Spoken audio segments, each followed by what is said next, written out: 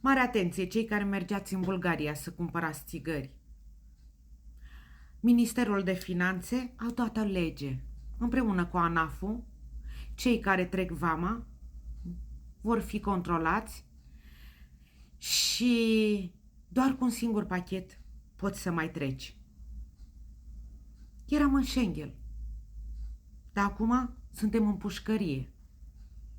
Ne duceam și noi românii să cumpărăm țigări mai ieftine de la bulgari. Guvernul ne distruge. Încă de la începutul anului. Și cine știe ce legi vor mai pune în vigoare.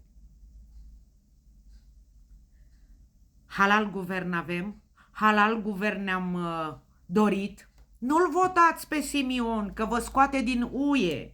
Nu-l votați pe Simion, că vă măresc taxele. Nu sunt cu Simion.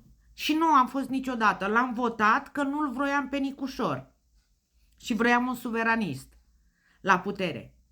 Dar iată ce ne fac. Ai noștri pe care voi i-ați votat. De fapt, ce să mai zic? Că dacă întreb pe cineva pe stradă, eu nu l-am votat, eu nu l-am votat. Și înainte de alegeri, când mergeam și eu către piață, mi-amintesc că mă duceam odată la Obor. Ce vezi? Ce crezi? Toți bătrânii în tramvai îl ovaționau pe Nicușor.